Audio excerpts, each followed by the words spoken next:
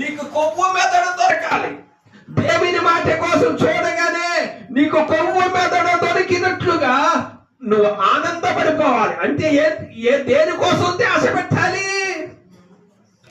జ్ఞానం మీద ధ్యాస పెట్టు, దేవుని భక్తి మీద ధ్యాస పెట్టు. ఖచ్చితంగా నీకు కొవ్వు మెదడు దొరికినట్లుగా నీ ధ్యాసకి కావలసిన జ్ఞానము లభిస్తుంది. నీ సమస్యకి కావలసిన గ్రిప్పు నీకు దొరుకుతుంది. అది దొరకాలంటే కేవలము దేవుని మీద నీ ఆశ కోరిక పెట్టి నడువు. అలా చేసినప్పుడు దేవుని ఆశీర్వాదం మనకి సొంతముగా నిలుస్తుంది. అందుకని ఇక్కడ అంటాడు కదా, యెహోవాను స్తుతించుడి, ఆకాశవాసులారా యెహోవాను స్తుతించుడి, ఉన్నత స్థల నివాసులారా ఆయనను స్తుతించుడి, ఆయన దూతలారా మీరందరూ ఆయనను స్తుతించుడి, ఆయన సైన్యములారా మీరందరూ ఆయనను స్తుతించుడి. దేవునికి స్తోత్రం. ఇప్పుడు మనందరం ఆయనకు ఒక సైన్యం, ఆయన దూతలు, ఉన్నత స్థలాల నివాసులు ఉన్నారు, ఆకాశవాసులు ఉన్నారు. ఇందాక చెప్పాను, విమానాల మీద ప్రయాణం చేస్తున్నారు, హెలికాప్టర్ల మీద ప్రయాణం చేస్తున్నారు, చంద్రమండలంలో నివాసం చేస్తున్నారు. రోజులు తరబడి, నెలలు తరబడి ఆకాశానికి ఎక్కిపోయి కిందగా తిక్కుహనందులోనే నివాసం చేస్తున్నారు. అంతేకాదు ఉన్నత స్థలాల్లో నివాసులైతే భూమిలో సముద్రం లోపల నివాసం చేస్తున్నారు, సముద్రాల మీద ఓడల పైన నివాసం చేస్తున్నారు. తెలుసా మీకు? ఓడల మీద ఉన్నతమైన ఒక ఊరు కట్టేసినట్టే ఒక పట్టణం లాగా ఉన్న ఓడలు ఉన్నాయండి. ఒక పట్టణం ఒక సిటీ, ఏలూరు అంత ఊరు పట్టే ఓడల్లో ప్రయాణాలు చేస్తున్నారు. మన పాచనారం అయితే ఒక అరకే సరిపోద్దట. దేవునికి స్తోత్రం.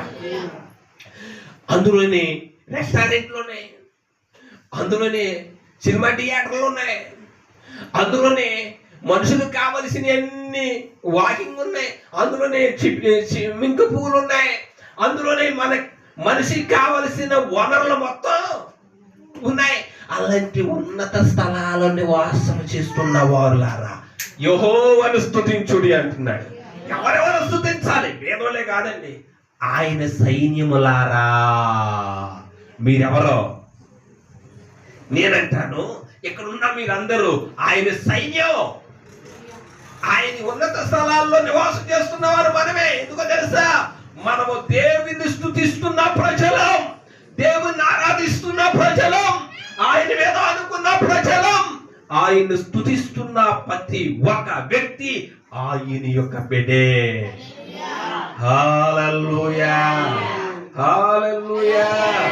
ఇప్పుడు మీరు ఆయన సైన్యం అంటానికి కారణం ఏంటో తెలుసా? పట్టుకోవాలి. మీకు తగ్గవారిని మీరు ఏం చేయాలి? ఎవరైతే అనేకుల్ని తిప్పుతారో వారు ఆకాశమందునున్న నక్షత్రములను పోలిన వారై ఉంటారట. బైబిల్ రాయబడిన మాటదండి. ఎవరైతే 100 కోట్లు సంపాదిస్తారో వారు ఆకాశంలో నక్షత్రాలు సాధించిన వారని చెప్పలేదు, కానీ ఎవరైతే అనేకుల్ని తిప్పుతారో వాళ్ళు నక్షత్రాల్లాగా తెచ్చరిల్లుతూ ఉంటారు. ఇందాకనే నేను చెప్పాను, 10 సెంట్లు స్థలం లేకపోయినా బతకొచ్చు, కానీ 10 మంది శత్రువులు ఉంటే బతకలేడు మనిషి. 10 మంది మిత్రులు ఉంటే ఏమీ లేకపోయినా ఆనందంగా జీవించేయచ్చు.